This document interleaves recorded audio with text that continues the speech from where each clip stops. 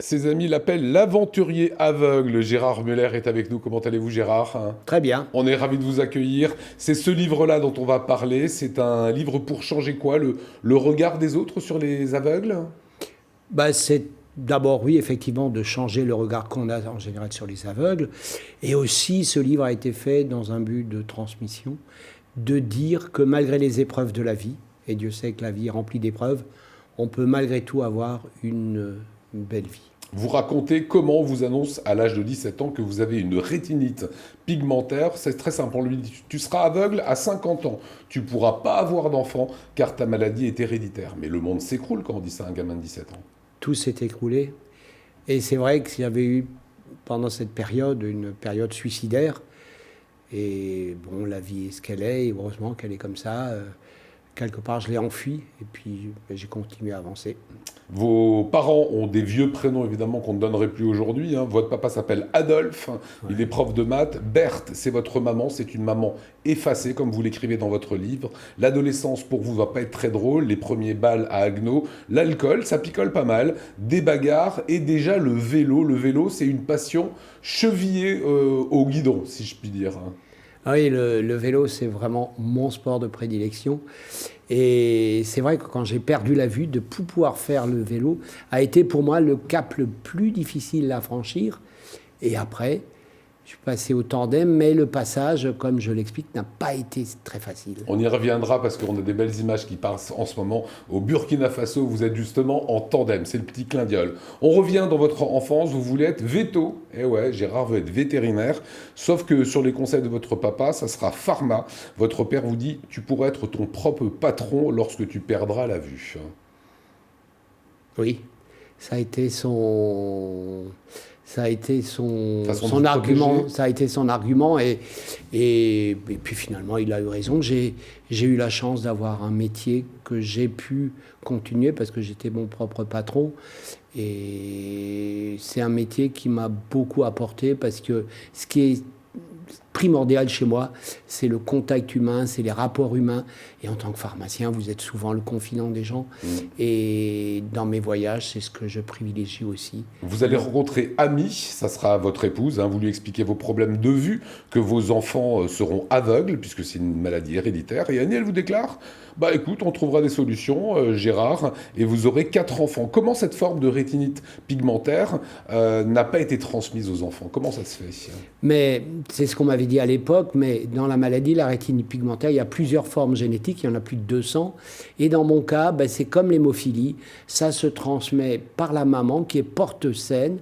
Donc j'ai eu 3 garçons, donc avec Annie, et une fille. Donc les 3 garçons, comme ça s'est apporté par la maman, n'ont pas eu et ne C'est transmettront le pas la chromosome maladie. X, en fait, qui transmet. Voilà. Et une de vos filles est Et porte ma saine. fille est porte-saine. C'est ce que vous écrivez. Et j'ai encore eu beaucoup de chance parce que ma fille a 3 filles et donc elle a donc aucun de mes petits-enfants nés aveugles et atteints de la rétinite Voilà, c'est pigmentaire. une belle histoire. Vous racontez aussi la période, là c'est moins drôle, où vous devenez vraiment aveugle, vous ne reconnaissez plus les gens, autrement dit, fini la pharmacie, fini le vélo, fini les fêtes de village, et là c'est la déprime, vous en voulez à la terre entière.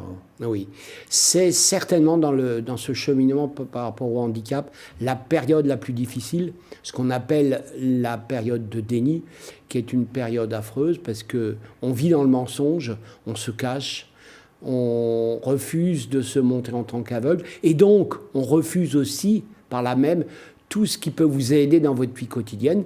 On refuse la canne blanche et moi, le fanat de vélo, malgré l'injonction de mes amis, j'ai refusé le tandem. Et là, c'est terrible. Là, c'est l'enfermement. Et c'est vraiment là que je suis tombé au fond du trou. Voilà. Pour vous en sortir, vous allez vous lancer des défis.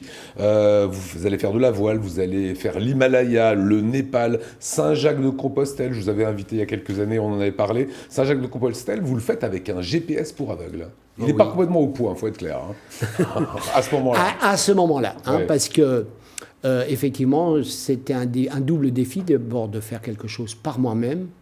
Et donc, quand j'ai entendu parler à l'Institut de la Vision de ce GPS, je me suis lancé ce défi. Alors que le GPS n'était pas prêt, j'ai réussi à le faire financer. Il n'était pas tout à fait prêt, ce qui m'a valu certaines petites mésaventures, mais formateurs. Et voilà, ça a été certainement une de mes très très belles aventures. Et d'ailleurs maintenant, j'ai continué dans le cadre de mon association Ivoire à développer ce GPS et qui est maintenant disponible sous sa forme Android. En parlant de GPS, moi ce qui m'intrigue, c'est quelle est l'importance du numérique dans votre vie? Le numérique nous a quelque part sauvé la mise parce que le numérique d'abord a permis de me guider en pleine nature avec ce GPS. Ouais. Il me permet de me guider en ville grâce à ce GPS. De téléphoner tout seul, de lire mes mails grâce à la synthèse vocale. Actuellement, sur mon téléphone portable, j'ai 6 livres, 6 ou 7 livres. Je lis des quotidiens, je lis des hebdomadaires. Donc, je peux dire que sur le plan de la culture, Quand quelqu'un vous appelle sur votre téléphone, vous savez qui c'est qui vous appelle? Oui. Parce que par moi, exemple, vous m'appelez. Tiens, Gérard, c'est formidable, il a retrouvé la vue. Non, vous m'appelez. J'ai dit tout de suite bonjour Lionel, parce que le téléphone m'en dit Lionel. Exactement. Allez, quelques images maintenant de cette course de tandem. Un petit mot sur ce Burkina Faso. Vous avez en tout cas, vous le dites, une fascination pour l'Afrique et pour cette très grande course cycliste du continent africain. Là, c'était le retour au tandem, là, c'était le retour au plaisir. Oui, là, mais le tandem, j'en ai fait déjà avant le Burkina. J'ai traversé le Brésil, j'ai fait Paris-Pékin, Pékin-Long.